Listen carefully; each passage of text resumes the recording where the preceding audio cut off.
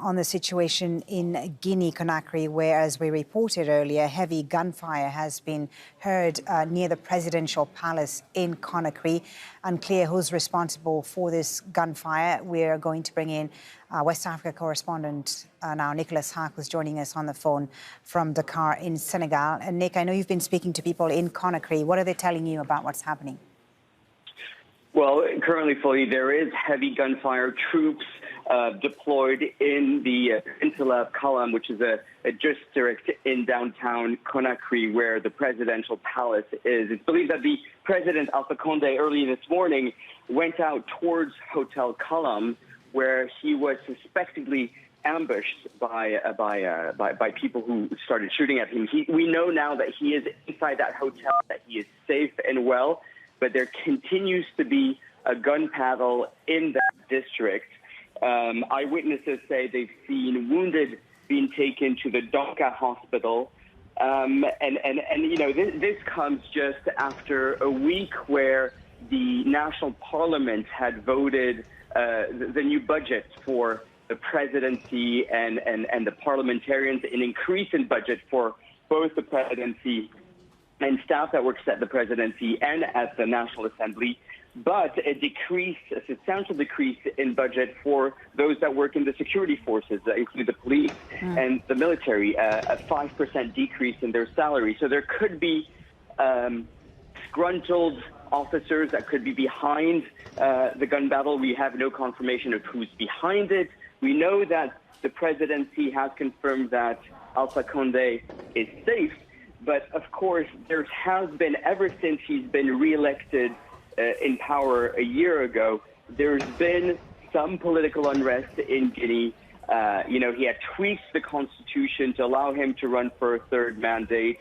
And the opposition had said that he wasn't the legitimate winner of those elections. And ever since he took power, he had to manage this conflict between the opposition, people within his ranks wanting more from his power, people within the military as well that are disgruntled with not having enough salaries or wages. Right. But for the moment, there's a sense of fear in downtown Conakry of what is happening. Is it a coup? We don't know if it's a coup or not. Is it something else? No one really knows.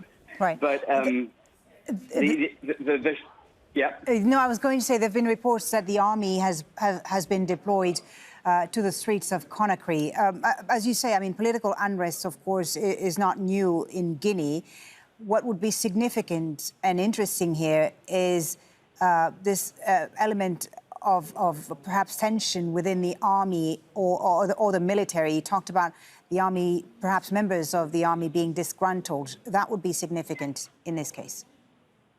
Yes, I mean, every time there has been a coup attempt in Guinea, and there has been just last year, well, that has come from ranks of the military. And you have to remember that during the last elections, Alpha Condé really pushed an ethnic element to the forefront. You know, Guinea is a Fulani majority country. The Medinke have been the ones that have been ruling Guinea for the last few decades, and there are members of the military, lower-ranking members of the military, or people who are from other regions like Guinea Forestière, who are disgruntled with and feel disconnected with the central power of Alpha Condé. Now, Alpha Condé is a shrewd politician. He's been member of the opposition for decades, but really, this is another testing time for him to see if he can bring the country together.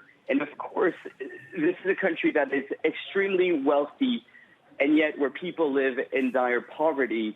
And there's a sense from those that are critical of the government that he's not doing enough to redistribute that wealth, including in those ranks of the military. So, you know, this vote in the parliament last week of an increased budget for the presidency and a decreased budget for those who are civil servants, including members of the security forces, hasn't gone down well. There was a press conference yesterday where there were strong words put forward against Alpha Condé. So right. It doesn't come as a surprise that there would be violence on the streets and protests. But no confirmation yet of who's going behind on. this Okay, for now. we'll keep a close eye on the situation with you, of course, Nicholas Saka, correspondent in Dakar, Senegal, with the latest on the situation in Guinea, where there are reports of heavy gunfire in the capital, Conakry, this Sunday.